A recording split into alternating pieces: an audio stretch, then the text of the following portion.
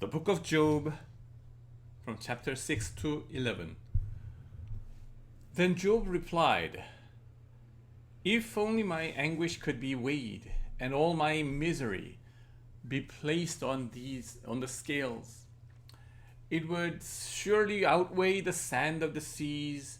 No wonder my words have been impetuous. The arrows of the Almighty are in me. My spirit drinks in their poison.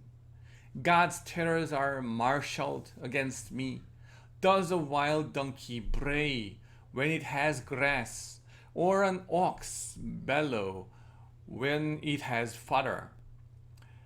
Is tasteless food eaten without salt, or is there flavor in the sap of the mallow? I refuse to touch it. Such food makes me ill. Oh, that I might have my request, that God would grant what I hope for, that God would be willing to crush me, to let loose his hand and cut off my life. Then I would still have this consolation, my joy in unrelenting pain, that I had not denied the words of the Holy One. What strength do I have that I should still hope? What prospects that I should be patient? Do I have the strength of stone? Is my flesh bronze? So I have any power to help myself? Do I have any power to help myself? Now that success has been driven from me. Anyone who withholds kindness from a friend forsakes the fear of the Almighty. But my brothers are as undependable as intermittent streams, as the streams that overflow when darkened by thawing ice and swollen with melting snow, but that stop flowing in the dry season, and in the heat vanish from their channels. Caravans turn aside from their routes. They go off into the wasteland and perish. The caravans of Tema look for water. The traveling merchants of Sheba look in hope. They are distressed because they had been confined and confident. They arrived there only to be disappointed. Now you too have proven to be of no help. You see something dreadful and are afraid. Have I ever said, give something on my behalf? Pay a ransom for me from your wealth. Deliver me from the hand of the enemy. Rescue me from the clutches of this ruthless. Teach me, and I will be quiet. Show me where I have been wrong. How painful are honest words. But what do your arguments prove? Do you mean to correct what I say and treat my desperate words as wind? You would even cast lots for the fatherless and barter away your friend. But now be so kind as to look at me. Would I lie to your face? Relent, do not be unjust. Reconsider, for my integrity is at stake. Is there any wickedness on my lips? Can my mouth not discern malice? Chapter 7. Do not mortals have hard service on earth? Are not their days like those of hired laborers? Like a slave longing for the evening shadows, or a hired laborer waiting to be paid, so I have been allotted months of futility, and nights of misery have been assigned to me. When I lie down, I think, how long before I get up? The night drags on, and I toss and turn until dawn. My body is clothed with worms and scabs. My skin is broken and festering. My days are swifter than a weaver's shuttle, and they come to an end without hope. Remember, O God, that my life is but a breath. My eyes will never be happiness again. The eye that now sees me will see no longer. You will look for me, but I will be no more. As a cloud vanishes and is gone, so one who goes down to the grave does not return. He will never come to his house again. His place will know him no more. Therefore I will not keep silent. I will speak out in the anguish of my spirit. I will complain in the bitterness of my soul. Am I the sea or the monster of the deep that you put me under guard? When I think my bed will comfort me and my couch will ease my complaint, even then you frighten me with dreams and terrify me with visions, so that I prefer strangling and death rather than this body of mine. I despise my life. I would not live forever. Let me alone. My days have no meaning.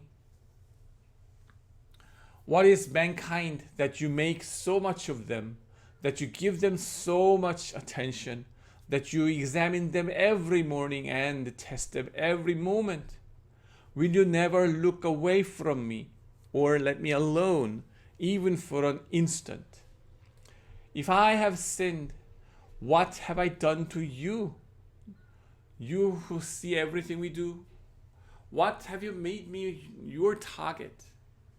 Have I become a burden to you? Why do you not pardon my offenses and forgive my sins?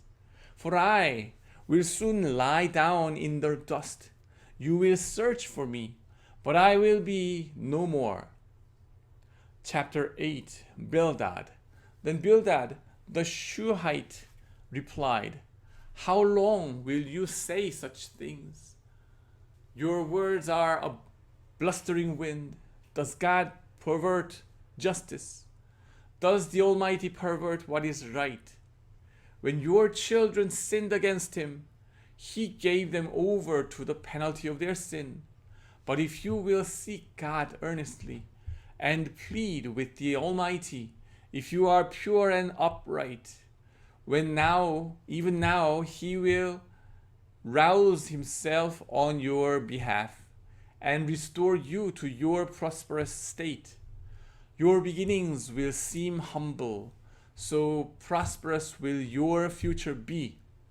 Ask the former generation and find out what their ancestors learned.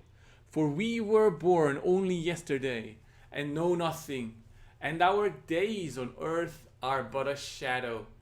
Will they not instruct you and tell you? Will they not bring forth words from their understanding? Can papyrus grow tall where there is no marsh? Can reeds thrive without water, while still growing and uncut? They wither more quickly than grass. Such is the destiny of all who forget God. So perished the hope of the godless. What they trust in is fragile. What they rely on is a spider's web. They lean on the web, but it gives away. They cling to it, but it does not hold. They are like a well-watered plant in the sunshine. Spreading its shoots over the garden, it entwines its roots around a pile of rocks and looks for a place among the stones. But when it is torn from its spot, that place disowns it and says, I never saw you. Surely its life withers away, and from the soil other plants grow. Surely God does not reject one who is blameless, or strengthen the hands of evildoers. He will yet fill your mouth with laughter, and your lips with shouts of joy. Your enemies will be clothed in shame, and the tents of the wicked will be no more. Job chapter 9.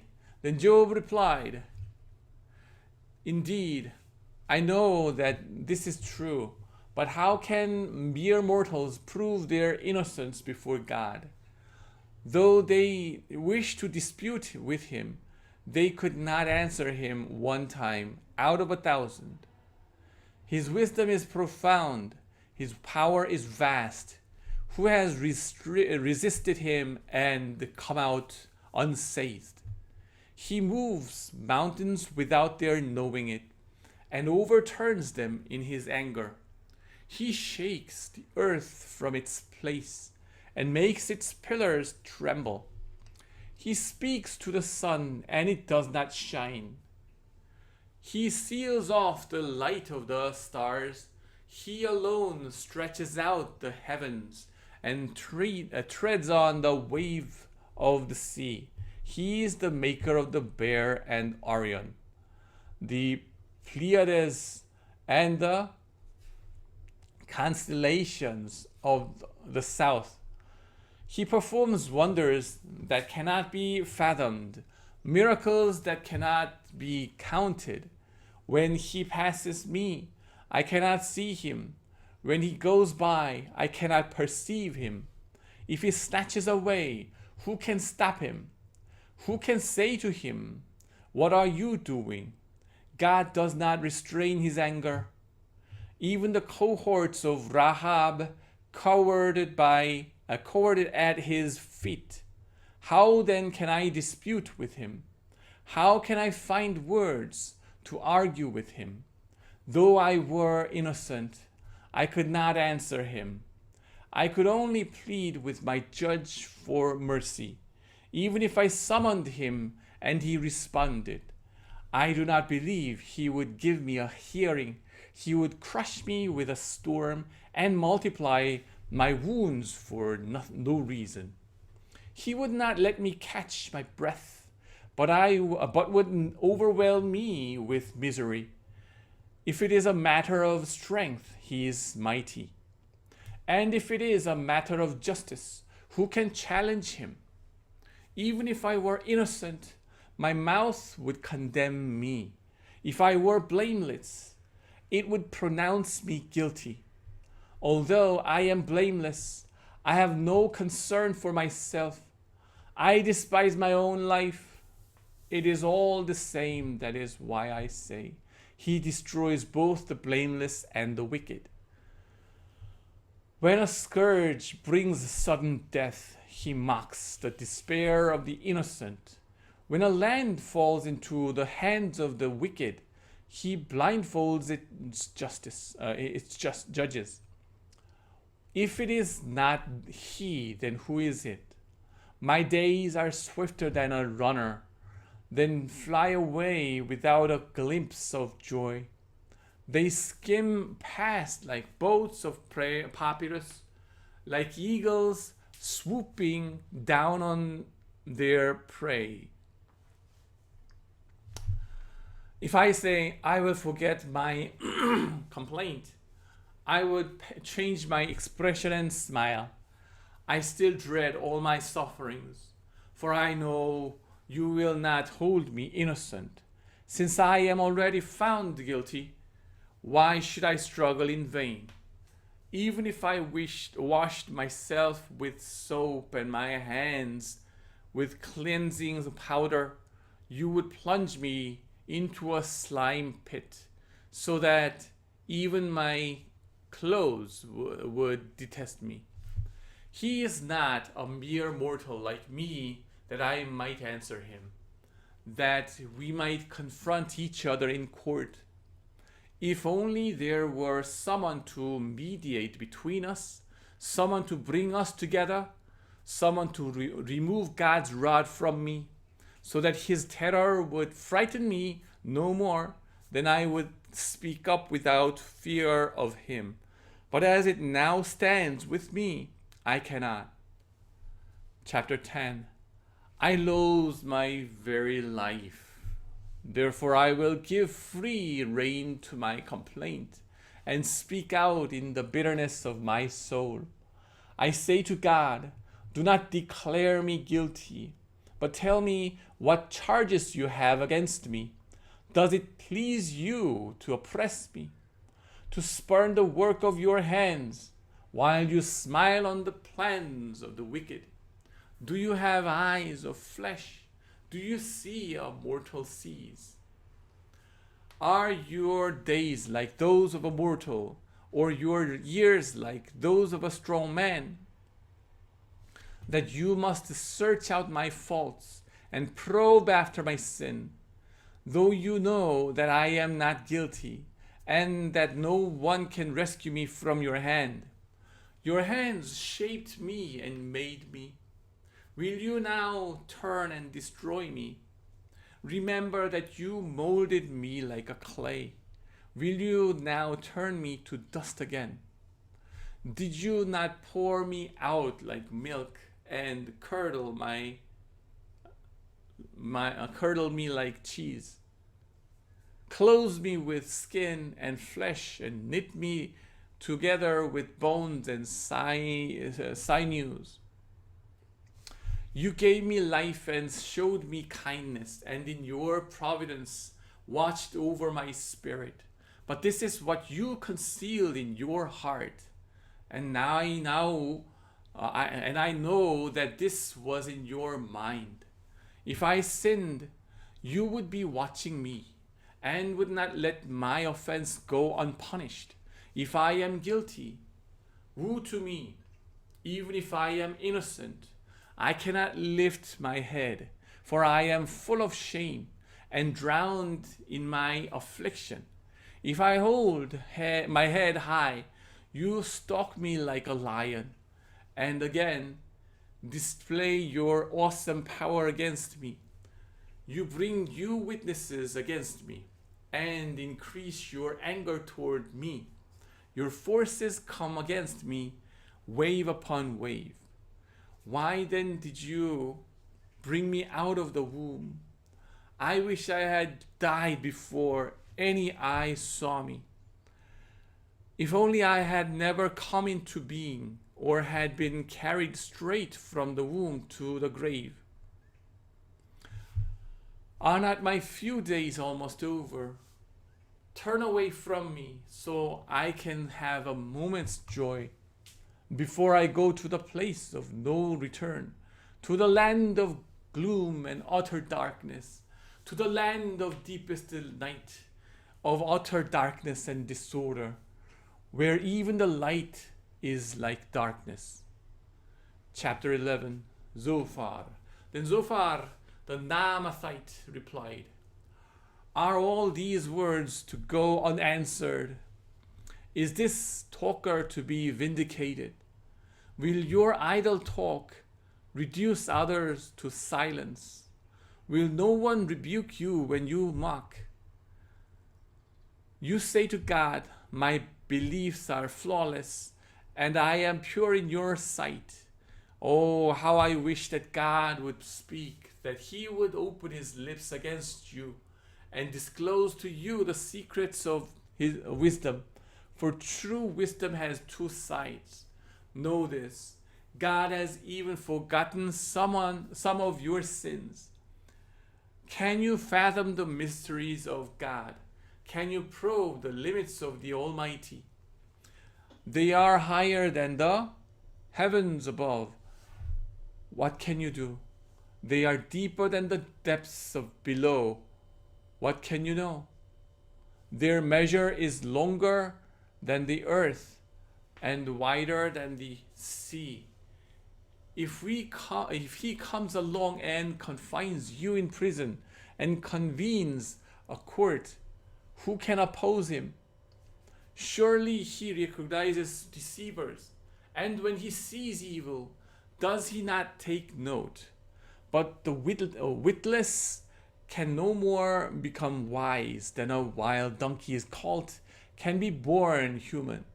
Yet, if you devote your heart to him and stretch out your hands to him, if you put away the sin that is in your hand and allow no evil to dwell in your tent, then free of fault, you will lift up your face. You will stand firm and without fear. You will surely forget your trouble, recalling it only as waters gone by. Life will be brighter than noonday, and darkness will become like morning. You will be secure because there is hope. You will look about you and take your rest in safety. You will lie down with no one to make you afraid, and many will court your favor. But the eyes of the wicked will fail, and escape will elude him. Their hope will become a dying gasp. Amen.